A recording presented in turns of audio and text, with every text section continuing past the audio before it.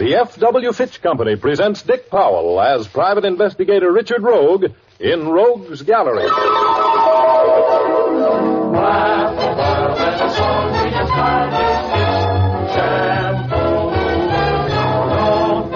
Use your head, save your hair, use Fitch shampoo.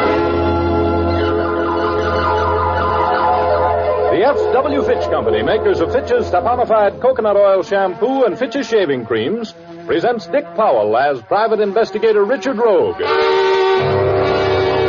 Rogue's Gallery.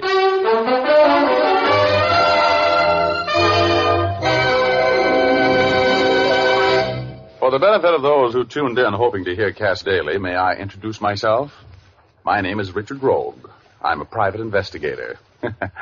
I said it and I'm glad. Private investigator. That's the Harvard way of saying I'm a guy who has parlayed a hard head and a great curiosity about other people's affairs into a career. At least that's the way the Homicide Squad's Lieutenant Urban, who shares my interest in unalive bodies, feels about me. And I'd also better tell you now that I have a certain personal idiosyncrasy. I hold audible consultations with my alter ego once in a while when I'm confused and in need of advice. His name is Eugor, which is rogue spelled backwards, and he's a very fresh little spook. Of course, I wouldn't have known I had an alter ego if Betty Callahan, the girl I would rather be marooned on a desert island with than not, hadn't browbeaten me into reading Sigmund Freud. Betty, who is the sharpest newspaper woman in town, extends upward about 5 feet from the floor, has hair the color of cordovan leather in firelight, and a tip-tilted Irish nose shying away from the most kissable mouth in the world. She's wonderful. And on this day I'm going to tell you about, she and I had lunch together. She had an hour to kill, so she walked back to my office with me. You know, Richard, this is much too nice a day to work. Look, Betty, if you can get rid of that assignment you have for this afternoon, we'll go to the races, huh? Oh, I haven't been out this year. I got some information from Herb Hyde at the cigar store in the lobby. He gave me 2 horses who gave him their word they were ready today. Talking horses? Only to Herb. They don't speak English, but fortunately he speaks horse. Now get on the phone and ask that slave driver at your city desk for the afternoon off. Tell him you have to go to your grandmother's wedding or something. Well, I'll try, but it's not going to work, and I know it. Just sit right down there and pay no attention to that sign asking you to leave a nickel in the cigar box for every call. Oh, thank you. Oh, it's nothing. I'll do anything for the girl I love. Better think of something better than my grandmother's wedding. I know. I'll tell him I want to go to the races. Okay, but... You're Richard Rogue? Yeah? A detective in New York named Clement Cohan referred me to you. My name is Charles McDonald. Yeah, I got his letter. I got to see you right away. Go on in that office there. I'll be in a minute. All right. Please, hurry. What was the matter with him? He looked sick. Oh, probably been drinking. I noticed that when... Oh, wait a minute. Hello, give me the city desk, please. Now, make it a good story. Tell him it's your grandmother. Hello, Walter. This is Betty Callahan. Look, can you put somebody else on that Struble story this afternoon? I want to go to the races. But, Walter... Yes, but... Okay. What did he say? No. Oh. He told me to get right back to the paper, and I like my job, so here I go. Well, then wait a minute. I'll go in and talk with this guy, give him a quick brush and go over with you.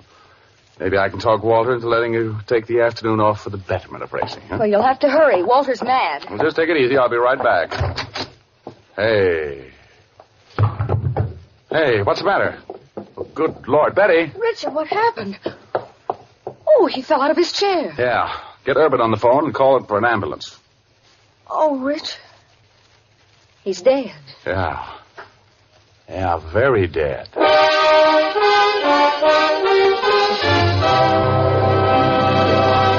We'll continue our story in just a moment. First, impressions often count a lot.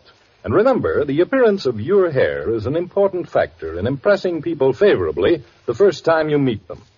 Fitch's Dandruff Remover Shampoo can be a real help to you in attaining the well-groomed hair that people admire. For Fitch Shampoo removes every trace of that enemy of good grooming, dandruff. It's the only shampoo made whose guarantee to remove dandruff is backed by one of the world's largest insurance firms. There's nothing magical in the way Fitch shampoo removes dandruff. It's simply that it has a special solvent action that penetrates the thousands of tiny hair openings on the scalp, cleansing them thoroughly and dissolving every trace of dandruff. That means not only the loose flakes of dandruff, but the kind that clings to the scalp as well. Then Fitch forms an abundance of fluffy lather that carries away the dissolved dandruff flakes. It rinses out easily and leaves the hair sparkling clean, completely free from dandruff. Try Fitch's Dandruff Remover Shampoo yourself for the appearance that impresses. Now back to Dick Powell as Private Investigator Richard Rogue in Rogue's Gallery.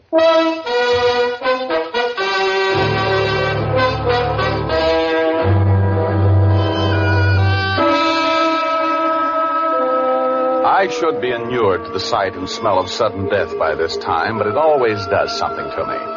It freezes my stomach and gives me a dull ache at the base of my brain. When I left Betty Callahan on the phone in my reception room and walked into my private office, I found my mysterious visitor falling forward out of his chair in death. I knelt by his side and loosened the long topcoat he was wearing. The front of his suit and his shirt were red, and there were 2 bullet holes. One to the right of his heart, and one a little below it. I tried to blame myself for not talking to him at once, for not understanding that his staggering, shuffling gait was not caused by drinking, but by loss of blood. I looked in his billfold for identification. His name was Charles McDonald, and he was assistant manager of a Park Avenue jewelry store in New York. There was a piece of paper in his hand. I looked at it. It carried an address, 1392 Squirrel Hill. I put the paper in my pocket. Then I heard the outer office door open, and a feminine voice said, "Is this Mr. Rogue's office?" I jumped to my feet and ran out there, closing the door behind me. There was a girl standing by the desk talking to Betty, a dark girl. She had a figure with enough O's in it to put it in the $1 million column, and a face to match. Betty said, This is Mr. Rogue. Where's my husband? "Well, I'm sure I don't know. What's his name?" Charles McDonald. He's here. I saw him come in. That's very interesting. Excuse me a moment.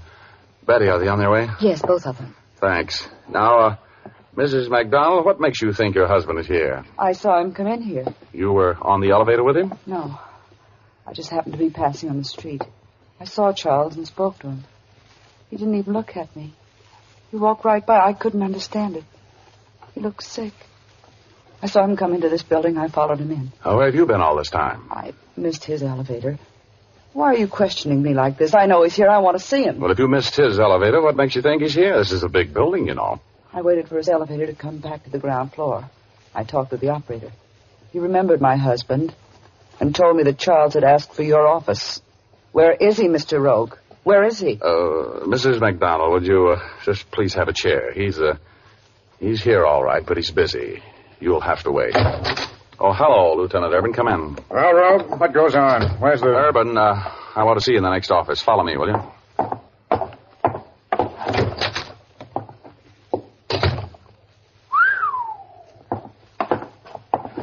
Well, he's sure dead. How did it happen, Rogie? I'll tell you all I know. He came in here looking pretty sick. I thought he'd been drinking.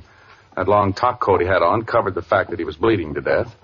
I told him to come in here and wait. I came in about 2 minutes later, just as he pitched forward out of his chair and died. That's when I called you, or had Betty call you. She was here when he came in, saw the whole thing. Looks like a .38 caliber job. 2 around the heart. His name is Charles McDonald, and he's from New York City. Oh, that's interesting. Who's the girl outside with Callahan? His wife. Oh, where does she fit in here? Well, she... Mrs. McDonald, you can't go in there. I want to see Mr. Rogue. Sit down. I'm going in there. No, Mrs. McDonald, no, you can't go in there. I know he's in there. I'm going in. Charles! Charles!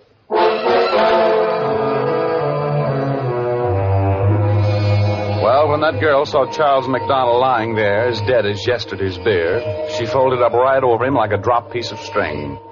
Urban and Betty and I were still working over when the medical examiner and the technical squad from homicide showed up. We picked her up, carried her into the outer office.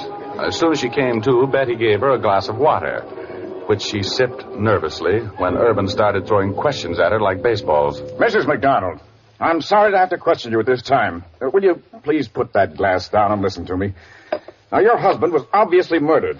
I have to have the information. I don't know who could have done it. My husband was a businessman. He wasn't mixed up in anything that could have caused his murder. Now, what kind of business was your husband in? He was in the jewelry business. Manager of a big store in New York. Mm-hmm. Richard, What was your I have to address get back in New to York? the paper. I have to get the story in. Okay, wait a minute and I'll walk out in the hall with you. All right, come Where on. are you going, Rogie? I'm taking Betty to a cab. I'll be back. See that you are. Come on. What are you doing pulling me along like this? I have high heels on. I'm in a hurry, baby. But you told Lieutenant Urban you'd be right back. I told him I'd be back, and I will. My rent's paid for another month. Well, where are you going? To do a little investigating. That's what it says in my card, investigator. Now, look, honey, when we get downstairs, I'm going to have to leave you. I'll see you tonight here at the office at 7 o'clock. Gone down. Hello, Mr. Rogue. Hi, Shorty. Drop this thing, will you? I'm in a hurry.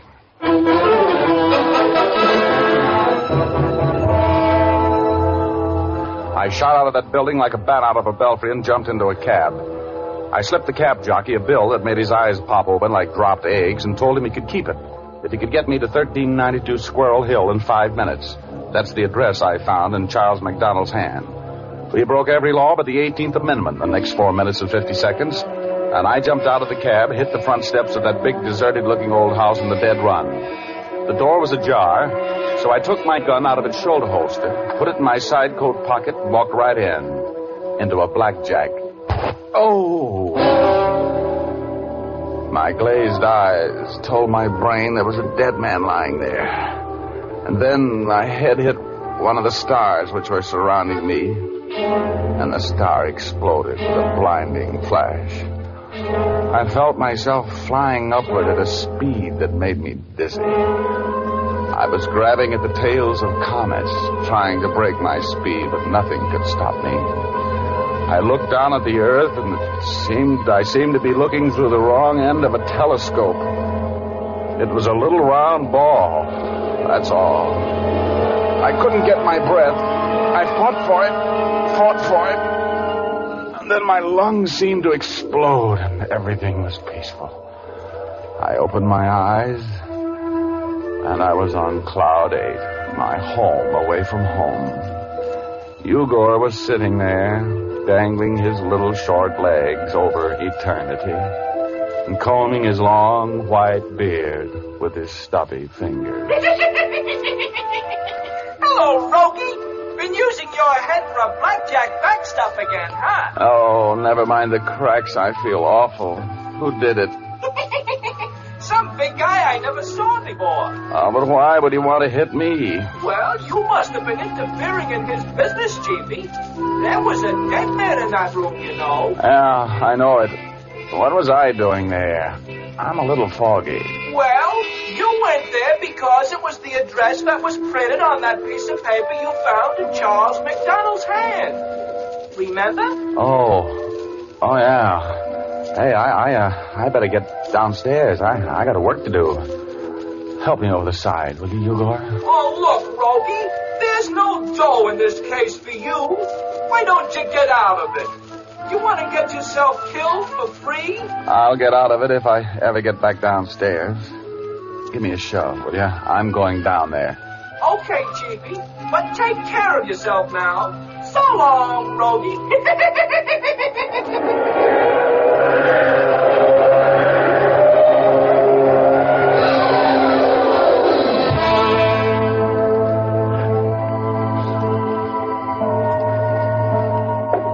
I opened one eye carefully.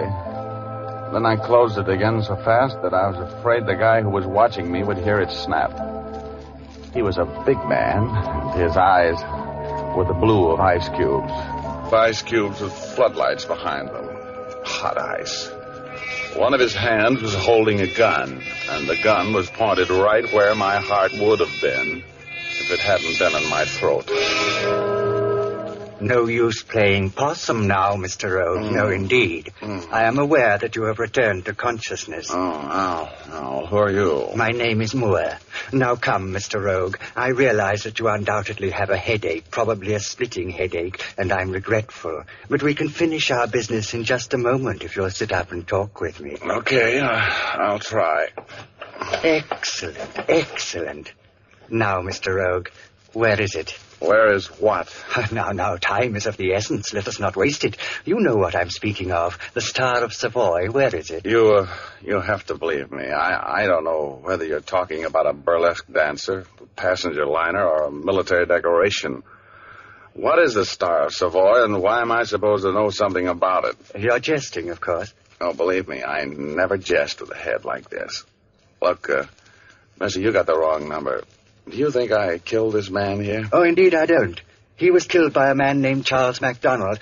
You know Mr. McDonald, of course. Oh, vaguely, yes. He was dead when I met him. Delightful sense of humor. I always admire a man with a sense of humor. Good. Well, then, look, I'm going to get out of here. That's possible. Entirely possible. After you tell me where I may find the Star of Savoy, Mr. Rogue. I don't know. I don't know anything about it. Don't even know what it is. It's a large diamond, Mr. Rogue, one of the largest in the world, formerly owned by the Hohenzollern family, recently the property of a New York collector of famous jewels. It's a magnificent jewel, Rogue. Magnificent. Where is it? I don't know. I suppose you think I came here after it. Oh, I wouldn't know about that, Mr. Rogue. But you say you met my friend Charles MacDonald after he was dead. Very cleverly put. But when MacDonald left here, he went from here directly to your office. He was carrying the Star of Savoy in his coat. I know that to be true. I was following him. We searched him, the police and I. He didn't have the Star of Savoy or any other diamond over a carat any place on him. That's the truth. Only thing I found on him was this address. That's why I came here. That's very strange. Yes, quite baffling. Have you met a strikingly beautiful girl? Tall, black hair, brown eyes, very appealing. You mean McDonald's wife? Well, yes, McDonald's wife. You've met her? Yes, she was at my office when he died. Who is this stiff here? Oh, a former partner of mine. He was attempting to double-cross me, poor fellow. You see, Rogue, he and I had a market for the Star of Savoy, a very fine market. That's why we hope to get it from Mr. MacDonald today. MacDonald was most unreasonable. Of course, I intend to continue in my efforts to acquire the Star of Savoy. This dark young lady, Mrs. MacDonald, was she alone with him at any time? Either while he was alive or after his death? Well, no. She came into my office and saw that he was dead and fainted. Oh, I see. Well, Mr. Rogue, I'm inclined to believe your story about knowing nothing about my diamond. I think I'll be running along. But just to make sure that you don't use your meager talents to pursue me, I'll have to... Oh!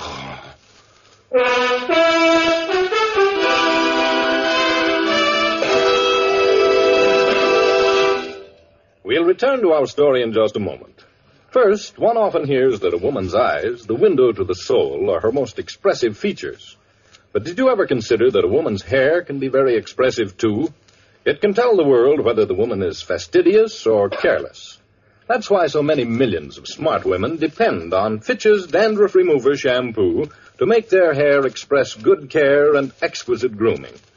For Fitch's Dandruff Remover Shampoo is a thorough cleansing agent. And while it cleanses, it also reconditions the hair.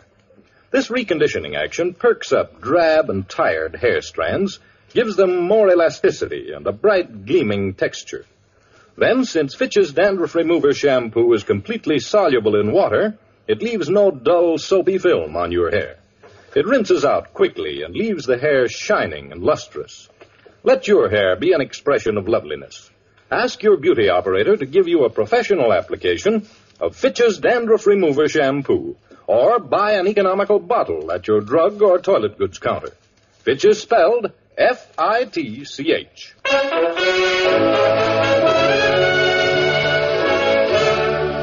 Now back to Dick Powell as Private Investigator Richard Rogue in Rogue's Gallery.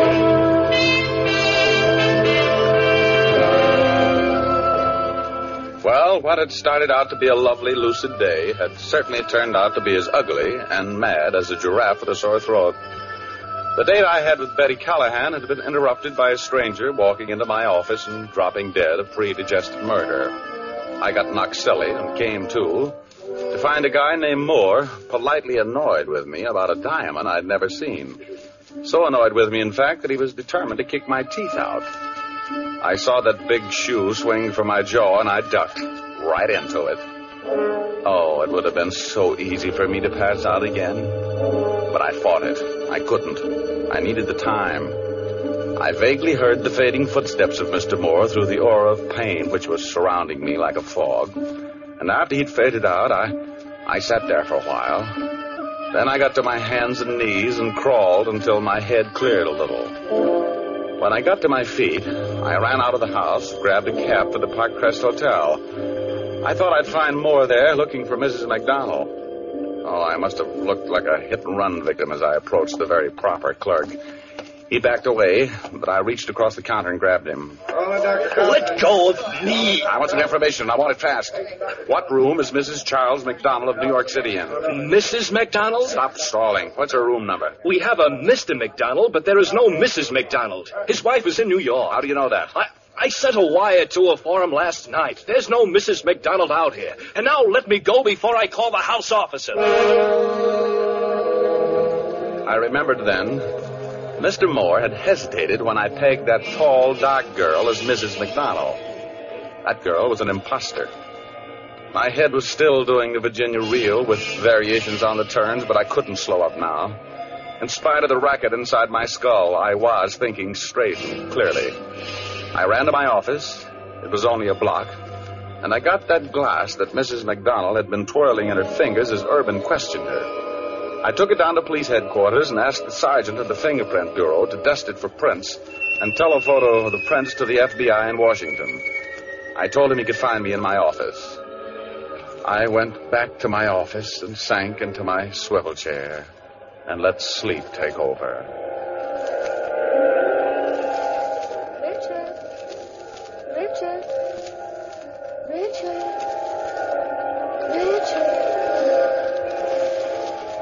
Wake up, Richard. No? Richard, what has happened to you? Oh, honey, you look so awful. Oh, Betty. Hello, baby. What are you doing here? It's 7 o'clock, Richard. You told me to meet you here at 7 o'clock. 7? Mm-hmm. Oh, 7 it is? Oh, hey, what about those fingerprints? Fingerprints? Excuse me a minute, baby. I gotta call the Identification Bureau. You should be in a hospital. Oh, Richard, you can't take me to dinner looking like that. Oh, honey, you think how I feel.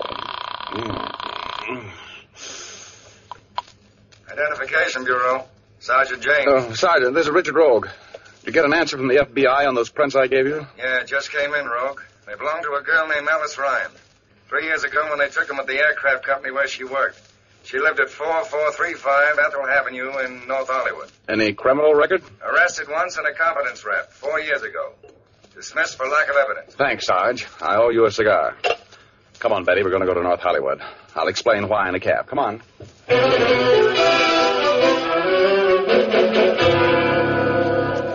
No, Alice does not live here anymore. She moved into Los Angeles about 7 months ago when she quit her job at the airplane factory. Did she leave a forwarding address? Oh, yes, I'll get it for you. Just a minute. You think she has the diamond, don't you, Richard? Sure. She lifted it off McDonald's body when she fainted over him. Oh, how awful. Here it is. It is a long drive from here in Los Angeles. Thanks.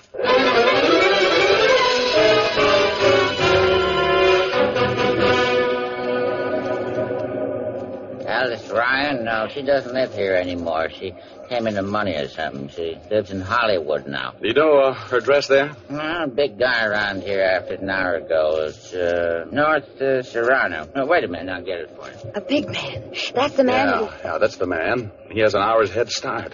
Here it is. I wrote it down for you. Oh, thank you, sir.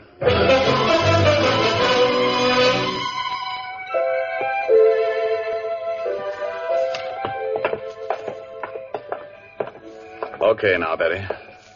Ring the bell and then stand back. Clear back against the wall and stay away from the windows. All right, Richard. You take care of yourself now. I always do. stand where you are, and I'll go knock on the door. All right.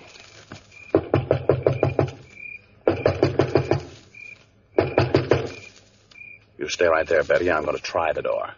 Now stay where you are. I will.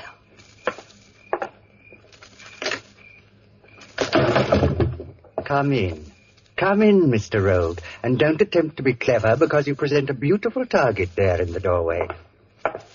Where's Alice Ryan? She's here. Drop your gun, please, Mr. Rogue. I can see you, you know. I have a bit of advantage. Drop your gun, Mr. Rogue.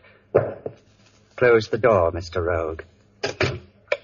Now that I've turned the light on, you can see that you have found Alice Ryan. Oh, brother. Yes, I'm sorry. I was forced to eliminate her, Mr. Rogue. She was most unreasonable about giving me the Star of Savoy.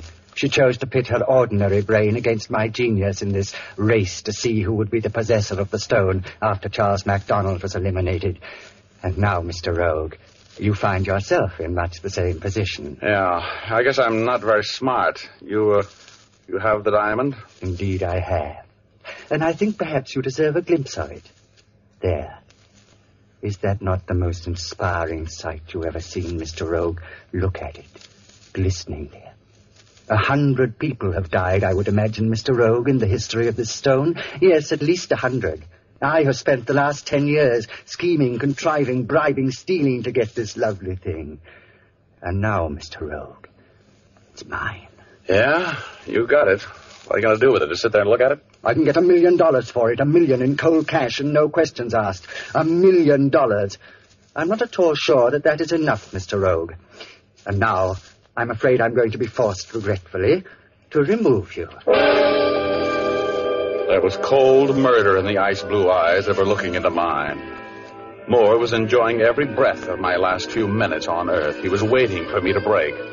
And all the time, he was talking in that cultured iceberg voice. Then I saw Betty. She was hugging the wall in the next room, creeping silently toward the killer. I wanted to shout at her, to tell her to go away. And then... Richard, are you all right? Yeah, I knocked his gun up in the air when you scared him silly. Oh, Betty, bless your little pointed head, but why did you do it? Oh, Richard. Betty, well, of all the times to faint, isn't that just like a woman? Well, the police took it from there, and the story was pretty plain. Moore was the head of a gang of international jewel thieves, consisting of the man I found dead on Squirrel Hill, Alice with the dark black hair, and himself.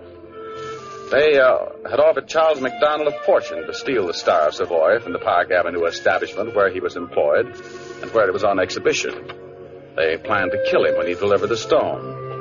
But the trio triple-crossed themselves, and finally only Moore remained alive, which was a temporary thing, because Moore soon paid the final score for the murders he committed. And, I got a $5,000 reward for breaking the case. $5,000 for just getting batted around a little. That isn't bad, is it, huh? I split the reward with Betty Callahan, who certainly saved my life.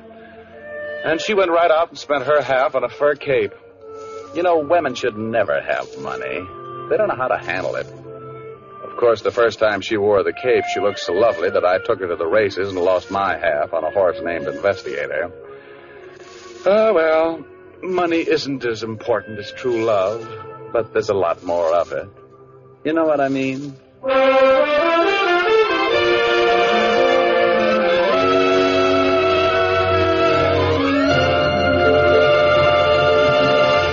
This is Dick Powell again, ladies and gentlemen. It's awfully nice to meet you on a new network. I hope you enjoyed our story tonight. Ray Buffum wrote it. Leith Stevens composed and conducted the music, and Dee Engelbach produced and directed. Be with us again next Sunday, will you? We have a story for you about a triangle, a rendezvous, and a plan that failed. We call it Lady with a Gun. Thanks for listening, and now here's Jim Doyle. Listen again next week at this same time to hear Dick Powell as private investigator Richard Rogue in Rogue's Gallery. Laugh a while, let a song be your style. Use pitch shampoo. Don't despair, use your head, save your hair. Use pitch shampoo. After and between Fitch shampoos, you can keep your hair shining and manageable by using a few drops of Fitch's Ideal Hair Tonic every day. Fitch's Ideal Hair Tonic is not sticky or greasy, yet it gives your hair that well-groomed look.